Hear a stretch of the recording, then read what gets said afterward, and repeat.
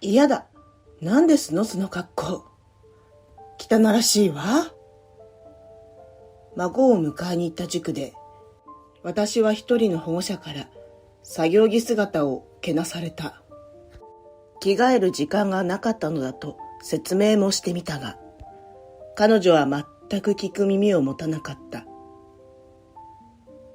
そんな汚い格好で人前に出るだなんて、どういう神経なのかしら。やだ、匂いまでしてくるじゃないの。あなたのせいで空気が悪くなってるわ。そう言って煩わしそうに鼻をつまむ。空気が悪いのはあなたの香水のせいじゃないのか？明らかに香水のつけすぎだと思ったが、まさか初対面の相手に面と向かって指摘するわけにもいかず押し黙る。すると彼女はさらに調子に乗った。あの古臭い軽トラもあなたのよね。廃車寸前みたいなあんな車で迎えに来て。人間、頭と角に見合った場所というものがありますもの。あなたみたいな田舎のご老人と同類だと思われたくありませんので、うちには関わらないでくださいませ。そう吐き捨てると、彼女は私に対して嘲笑を残してきびすを返した。周りの保護者を無言で威圧しながらヒールを鳴らして去っていく。ああ、そうですか。あなたがそうおっしゃるのならば、そういたしましょうか。呆れと怒りを胸に、彼女の背中へつぶやいて、私は孫娘を連れて帰宅した。私の名前は沢村隆三。中学卒業後、実家の土木事務所に入社し、その後、事務所を継いで働いてきた。現在は息子に社長の席を譲り、自分は購入した小さな土地でいろいろな野菜を作りながらのんびりと暮らしている。そして私の老後の楽しみは野菜作りともう一つ、孫娘の成長を見守ることである。だがこの頃、その孫娘の様子がどうもおかしい。孫はダンスや塾などの習い事をしているのだが、最近になって急に塾に行きたがらなくなってしまったのだ。どうしたんだい？あれだけ楽しそうに通っていたというのに。だって、クラスの子が意地悪なんだもん。お勉強中もうるさいし、順番だって守らないし。それにその子を注意したら、お返しにいっぱいひどいこと言われて泣いちゃった子までいるんだよ。どうやら、塾で同じクラスとなった神野という男子がとてもわがままな性格らしく、孫をはじめ周囲に迷惑ばかりかけているらしい。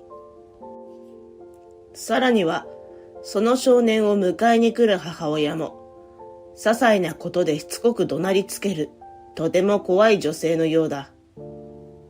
しかしその親子のことを抜かせば、本人も塾は辞めたくないようなので、とりあえず息子夫婦も私も、事態を静観することにした。さて、孫が塾に行く日がやってきた。いつもは息子の妻、つまり孫の母親が送り迎えをしているのだが、その日は母親に用があり、迎えが遅れるとのこと。孫は塾の学習室で待っているからいいと言ったらしいのだが、塾での話を聞いていた手前、さすがに心配になって、私は母親の代わりに孫を迎えに行くことにした。約束の時間より少し早めに着いたため、私は塾の入り口の前で孫が出てくるのを待つ。だがその時、耳障りなエンジン音とともに、派手な色にペイントされた高級車が駐車場に姿を現した。塾の駐車場はあまりスペースがないのだが、それでも学生たちが通りやすいように真ん中は開けておくのがここのルールだ。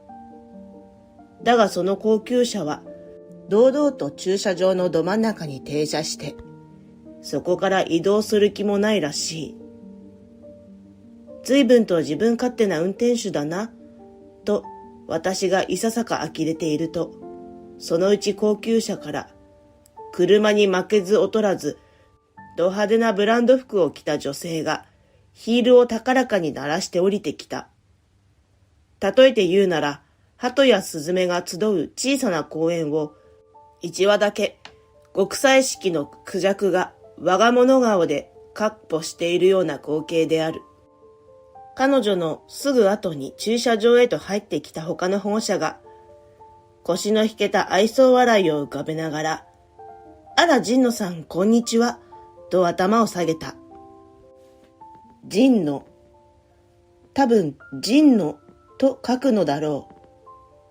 その名前を聞いて私はピンときた。ああ、あれが孫の言っていた迷惑な少年の母親か。とりあえず、様子を見守ることにした私の視界には、挨拶されたのにもかかわらず、頭を下げようともしない神野夫人の姿があった。ああ、あなた、息子と同じクラスの。そう言って神野夫人は、まるで品定めをするかのごとく、その保護者をじろじろと眺める。そして何がおかしかったのか、ふん、と鼻で笑うような仕草を見せると、口の端をつり上げていった。そういえば、お宅の息子さん、勉強はあまりお得意じゃないようですわね。先日の試験も散々だったとか。せっかく塾に通わせてるのに、なんとも甲斐がないこと。もはや嫌味を通り越してただの悪口であるが、そんなことを言われた側の保護者は、どうやらおとなしい性格のようで、眉を曇らせて困ったように微笑む。ええ、まあ親としては、健やかで優しい子であればそれで。その点、神野さんの息子さんは、とても活発でいらっしゃるわね。かなり言葉を選んだ表現だったが、その気遣いを神野夫人はまっすぐと褒め言葉として受け取ったようである。途端、彼女はツンと顎を上向けると、優越感丸出しの表情で得意げにうなずいた。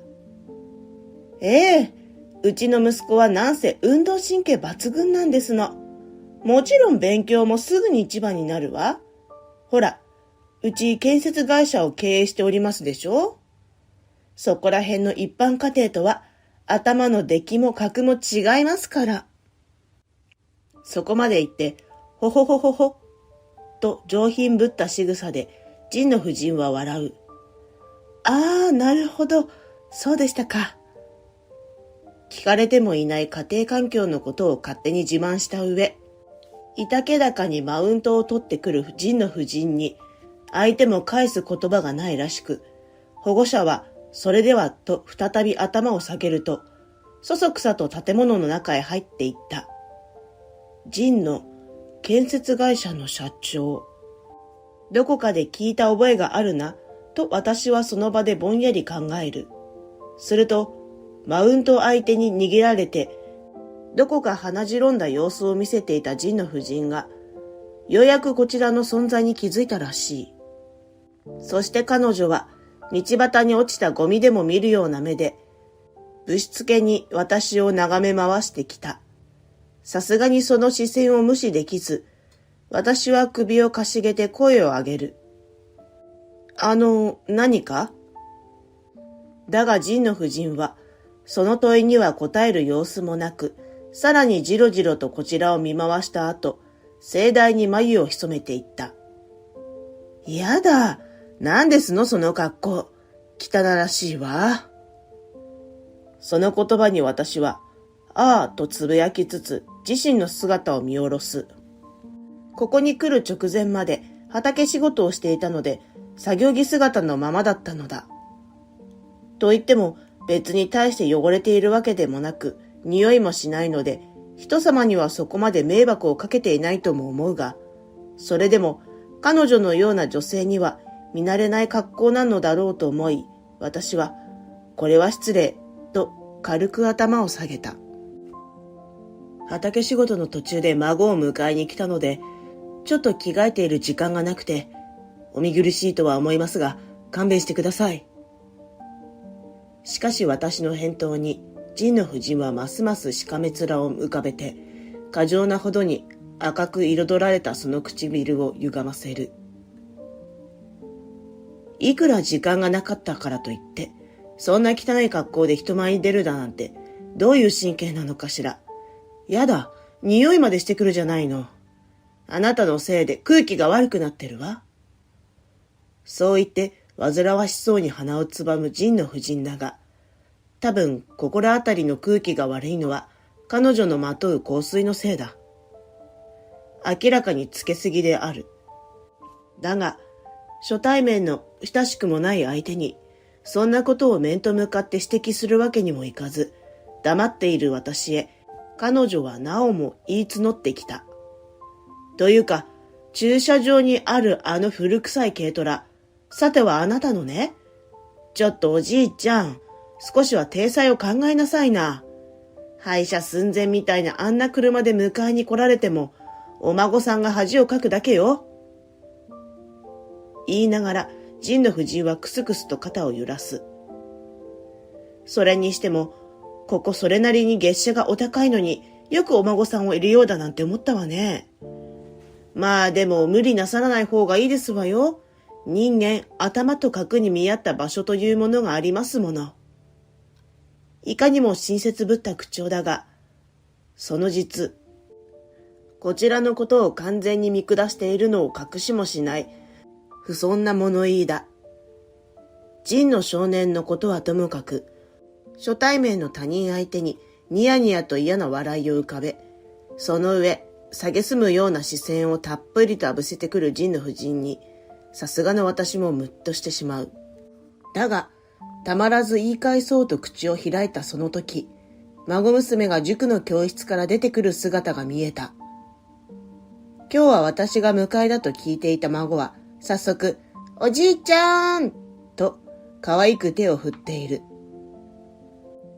そんな孫を目の前にして揉める姿を見せられるはずもなく、私は開きかけていた口を閉じ、孫に向かって手を振り返した。その横で神の夫人が冷笑を浮かべる。とにかく、あなたみたいな田舎のご老人と同類だと思われたくありませんので、今後もうちには関わらないでくださいませ。そう吐き捨てて、周りの保護者を無言で威圧しながら、神の夫人はヒールを鳴らして去っていく。その背中を私はしばし見つめた。どうしたのおじいちゃん。なんでもないよ。さあ帰ろう。不思議そうに首をかしげる孫の手を握って微笑むと、私は駐車場へと向かう。うわー、軽トラだ。私これ乗るの好き。ちなみに孫は私が運転する軽トラが大のお気に入りである。孫の笑顔は何よりも大事な私の宝物だ。その日は孫のために少し遠回りをしてドライブしながら帰ったのだった。明けて翌週、また孫が塾へ行く日がやってきた。今日も私が迎えに行くことを家族へ告げ家を出る。だが、前回の私とは違う。今回の私はデザインこそ抑えめながらも、一見して質の良さがわかるブランド物の服を着ている。また、日本に数台しかない超がつく高級車で孫を迎えに行った。すると、今日は私よりも塾へと早く着いていたらしい神の夫人が駐車場に現れた。その超高級車に目を奪われている様子が見える。そして車から降りた私へ彼女は早速近づいてきた。まあ、素晴らしいお車ですわね。このブランド、日本ではまだ数台しかオーナーがいらっしゃらないのでしょ？はじめまして。私、神野と申します。保護者様でいらっしゃいますか？ゴミを見るような先週の目つきとは打って変わって、猫なで声で、愛想よく微笑む神野夫人の調子の良さに、私はあって早々呆れてしまう。本当にこの女性は人や服装や車でしか判断していないのだなと内心探索し、私は口を開いた。お言葉ですが、私とあなたは初対面じゃありませんよ。え？驚く神の夫人に私は続けた。先週こちらに作業着姿で立っていたのが私です。その際、あなたに作業服で人前に出るなとどういう神経なのかと暴言を吐かれました。また、軽トラで迎えに来ては孫が恥をかくとかなんとか。だが、そこまで言っても彼女はあんまりピンときていない様子である。その様子から、もしかしてこの女性は、本当にこちらのことを覚えていないのではないかと思い至り、私はあっけに取られてしまった。あれだけ暴言を吐いておいて、相手の顔どころか、自身の行い自体をころりと忘れるなど、それこそどういう神経をしているのだろうか。しかし、ここでやいのやいのと言っていても、当の本人の記憶がないのだから結局水かけ論になるだけだ。そうして私は一つ大きなため息をついて、話の方向転換を試みた。ところで、あなたのご主人は神野建設の社長を務めてらっしゃるとか間違いないですよね。確信を持った私の問いに彼女がうなずく。ええ、そうです。それが何か？ああ、もしかして、うちの主人とお知り合いの方ですの？突然振られた夫の話題に、怪訝な顔をしながらも、そう言ってのんびりと首をかしげる神野夫人。その返答に私はにこやかに相槌を打つ。ええ、まあ、お知り合いといえばそうですね。すると神野夫人は上機嫌そうに笑みを深くした。まあ、やっぱり、ここに通ってらっしゃるのはお孫さんかしら。奇遇ですわね。うちも息子を通わせておりますのよ。ぜひこれを機に仲良くさせていただきたいわ。ブランド服を着て超高級車に乗る金持ちそうな相手とお近づきになれると算段したのか、神野夫人はぐいぐいと距離を詰めてくる。ところで失礼ですけど、お名前を伺ってもよろしいかしら。お勤めはどちらですの？こんな車に乗ってらっしゃるくらいですもの。それは名の通った会社の方なのでしょうね。その問いに私はわざとらしく気恥ずかしげに答えた。いや、あなたがご存知かどうかはわかりませんが、実は私、しがない建設会社の元社長でして。ああ、そういえば、最近うちの会社で子会社化した企業がありましてね、神野建設というのですが。え？不意に馴染みのある名前が出てきたためか、眼前の彼女がきょとんと目を丸くする。しかしそれには構わず、私は微笑みながら続けた。実は私、あなたのご主人の親会社の人間なんですよ。というか、私はその親会社の会長なので、ご主人の身体を私の一存で決められる権限を持っているのです。そこまで一気に口にした私は、貼り付けた笑顔のまま彼女へ告げた。あなた、うちとは関わらないでと先週私に言いましたよね。ですから私もその通りにさせていただきます。金輪際、あなたと関わらないために、あなたのご主人を即刻クビにいたします。そうなのだ。実は私は親から土木事務所を継いだ後、その事務所の事業拡大に成功し、大手建設会社と呼ばれるまでに成長させていた。また、この頃は社長の座を息子に譲り、経営のすべてを任せてもいるが、私自身も会長としてまだそれなりの権限は持っているのである。さらには先週、ここで神野という名前、それから建設会社の社長と聞いて、どこかで耳にした話だとは思っていた。そして改めて確認してみると、それは私が引退してしばらくした後、息子が子会社化した会社の名前だったことが判明したのだ。何よりの宝物である孫の笑顔を一時期でも奪ったばかりか、初対面の人間を平気で貶める神野夫人の、その少年の悪さに私は呆れと同時に怒りも湧いていた。そして息子に事情を説明し、今日こうしてこの場で私は彼女に夫の首を宣言しに来たのである。それはここに至ってようやく事態を把握したらしい神野夫人が初めて青ざめた表情を見せた。だが、彼女は何を思ったのか、とんでもないことを言ってくる。それ失礼ですけど、どなたかとお間違いではありません？こんなご立派な身なりの方に、そんなひどいこと、私が言うはずないですもの。そうよ、それは私とは関係のない人物よ。は？私は思わず首をかしげたまま固まってしまった。目の前の彼女は、そんな子供みたいな言い訳が通用すると本気で思っているのだろうか。子会社とはいえ、仮にも一企業の社長夫人だ。本来なら、どこで何をしていても、夫の、ひいては会社の名に傷をつけないよう配慮して振る舞うことを求められる立場である。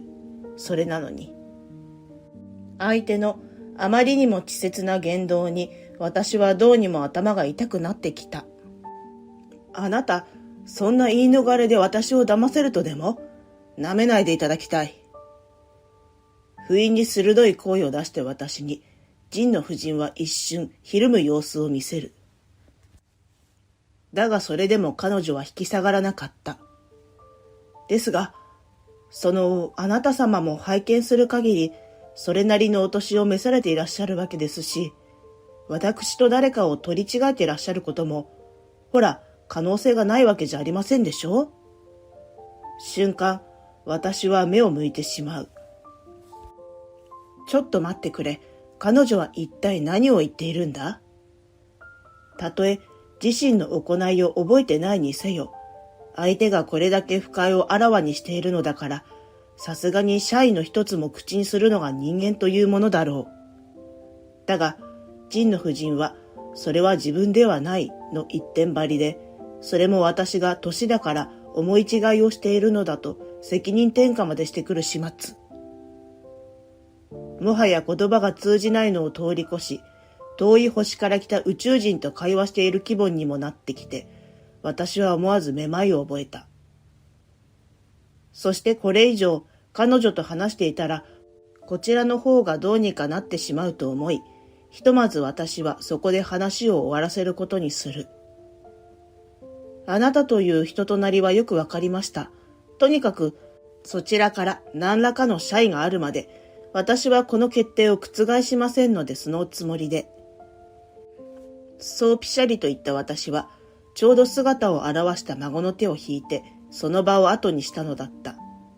さて、それから数日後のこと、私は久しぶりに会社を訪れていた。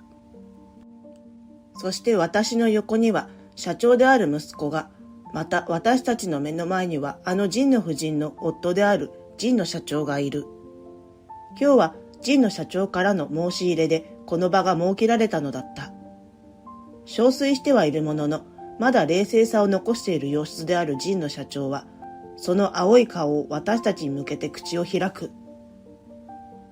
この度は妻が大変なご迷惑をおかけいたしまして、本当に申し訳ありませんでした。お恥ずかしながら、妻にはその後も謝罪の意思はなく、ですので、この度私と妻は離婚することとなりました。開口一番、深々と頭を下げた神野社長の言い分に、さすがの私も驚いて、横の息子を見合った。するとどうやら離婚の件は息子も初耳だったらしく、目を丸くして戸惑っている。神野さん、私はこの度のことを奥さんから謝っていただければそれでよかったのですよ。何も離婚までされなくても。だが、当の神野社長はといえば青ざめてはいるが、どこかすっきりとした顔をして、いいえ、と首を振った。申し訳ない。離婚の件は私がもともと考えていたのもあって、いつ切り出そうかと思っていたところに、今回の件があり、そういう運びとなっただけです。聞けば、友人を介しての顔見知りだった彼女が強引に神野社長を追いかけ回し、結局その推しに負けて結婚したはいいものの、とにかく性格がきつくわがまま放題で、自社の社員にもたびたび迷惑をかけていたとのこと。それも彼女、最近は若いホストに入れ上げて、どうやら会社の金を勝手に持ち出し、そのホストに貢いでいたらしい。それはまた。何とも答えようがない話に言葉をなくしてしまった我々へ、神野社長は再び謝罪を口にする。すみません。こんな身内の恥までお聞かせしまして。それもこれもすべては私の不徳の致すところです。ですが、と彼はまっすぐに我々を見つめて続けた。私はあの会社を、そこで働いてくれている従業員たちの生活を何としてでも守りたい。そうして彼はその場で静かに立ち上がると、深々く頭を下げた。厚かましいお願いなのは百も承知しております。ですが、今一度お願いいたします。どうか私に引き続きあの会社を任せてはいただけませんでしょうか。つかの間、室内には沈黙が降りる。やがて私は彼に声をかけた。神野さん、どうか頭を上げてください。ですが、神野社長が首を振る。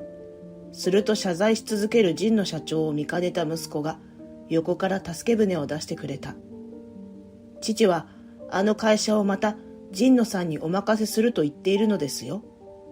その言葉にはっと顔を上げた彼は唖然とした顔で私たちを見た。その生真面目な姿に私は微笑む。いえね、息子からは前もってあなたの評判を聞いておりまして、少し気弱なところはあるが、従業員を思いやれるいい社長だと。奥さんの件は残念でしたが、どうかこれからもよろしくお願いします。そうして私は自分から彼に頭を下げた。いえ、こちらこそ。神野社長は涙声でそれだけ告げると、感極まったように肩を震わせる。その姿に横の息子も満足そうにうなずいている。私は思った。従業員のためにこれだけ頭を下げられる彼なら、きっとこれからも社長として会社をいい方向に引っ張っていってくれるに違いない。ちなみに、神野元夫人は離婚後、息子を連れて片田舎にある自身の実家へと戻ったそうだ。慰謝料と養育費は十分に渡したとのことであるが、老いた両親との同居ということと、またこれは自業自得であるが、彼女自身にも浪費癖があり、生活には苦労しているとのこと。けれど、塾では手のつけられない暴れん坊だったらしい神野少年は、田舎での生活が性に合っていたらしく、今ではのびのびと野山間を駆け回り、そしてよく母や祖父母を助けているようだった。一方、神野少年が塾を辞めたことで、私の孫もまた元気に塾へと通い出した。おじいちゃん、遊びに来たよ。そして、習い事のない曜日、孫はこうして私のもとへ遊びに来る。よく来たな。よーし、今日は何したい？私、軽トラ乗りたい。相変わらず私が運転する軽トラが大好きな孫は、今日もご機嫌に助手席へと乗り込む。じゃあ今日は久しぶりに軽トラでドライブするか。やったーと、喜ぶ孫の姿をニコニコと見守り、私は再び訪れた穏やかな日々に感謝するのであった。